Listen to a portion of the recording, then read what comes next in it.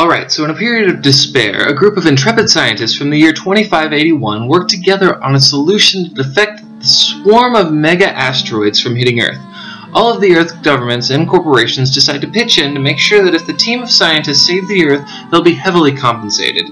In this time period, for the lower, middle, and lesser upper class, there is no food, shelter, or even hot babes to look at. The world population is greater than the amount of US dollars. There's no room left on the ground because of the rise of global warming completely melted the ice caps. There's no room left on the water because of how polluted the factories and giant industrial-sized buildings made it. And there's no room left in these buildings because, well, they weren't built all that well and nobody really knows how to fix them. As a result, everyone is pretty much living the majority of their lives like the only child at a family reunion, except only the lucky ones still have families left.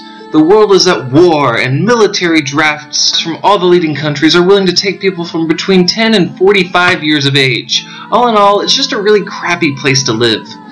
So the team of scientists, when faced with their main problem, a group of super mega comet asteroids, came with a conclusion: magic. There's an ancient text that is rumored to summon an ancient raft that could possibly take a small group of people anywhere, for anything.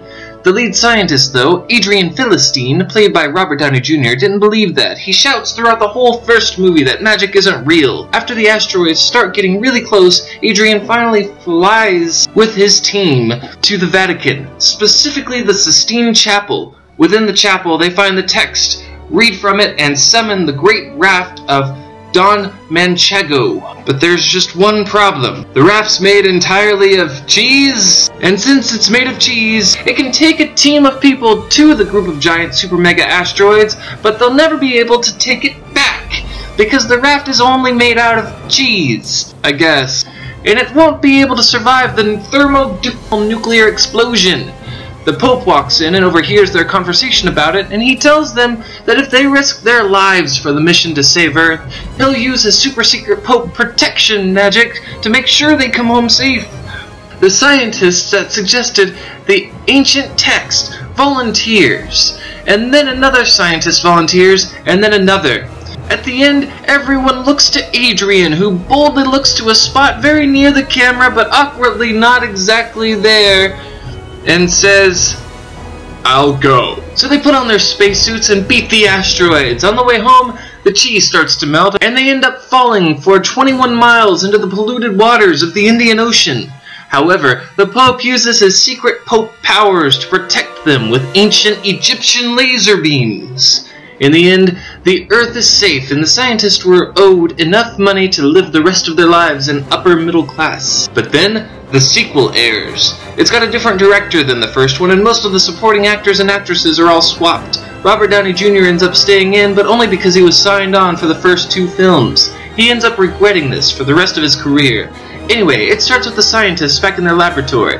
The money that they made in the first movie was taken away due to the lawsuits about who should pay them. They're all completely broke, and they've got another huge problem.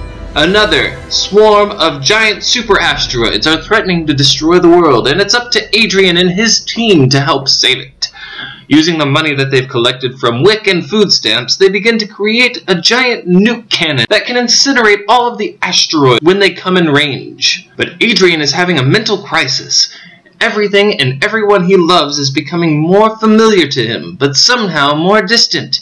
He thinks it might be early onset Alzheimer's, but he can't afford health insurance, so he can't be sure. About halfway through the movie, he calls the leading governments and corporations and asks if there's any incentive to saving the world this time. They all say no.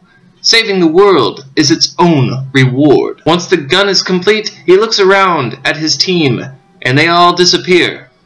At first, he thinks he's having an episode, but it turns out it's the contrary. He's having a moment of clarity. There never was a team. It was all just him. He's always been alone in this dark, cruel world. As the asteroids get closer and closer, the phones start to ring off the hook. He looks at his old family pictures that he has hanging next to his computer and sees his brother, who was drafted into the military. He sees his mom, who died during childbirth of his younger sibling, and he sees his younger sibling, who was shot in the head so his father could collect his life insurance policies. And then he sees his father, who went to prison for shooting his child, and eventually died of AIDS. He looks around the room and sees all of his friends appearing again, but in the form of himself. They're all played by Robert Downey Jr. too.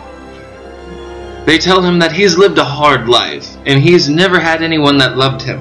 But then they start making out and taking their clothes off, like a strange RDJ on RDJ group fanfiction. As the asteroids get closer, the crystals on the gun begin to melt and threaten to explode. The phone continues to ring, and Adrian picks it up. When the president asks why he hasn't stopped the asteroids yet, he answers with one simple sentence. Saving the world is its own reward. The asteroids hit the Earth, and everyone dies. Alright, Michael, your prompt. Item, a new sweater. Place, the attic. Character, a holiday shopper who saves a lot of money. Plot shred. The main character camps out all night so she can save some hard-earned cash. Theme, Thanksgiving Day is a day of family. Genre, a very, very long Facebook video with at least 4 other people tagged. Alright, Michael, make it. Be wonderful!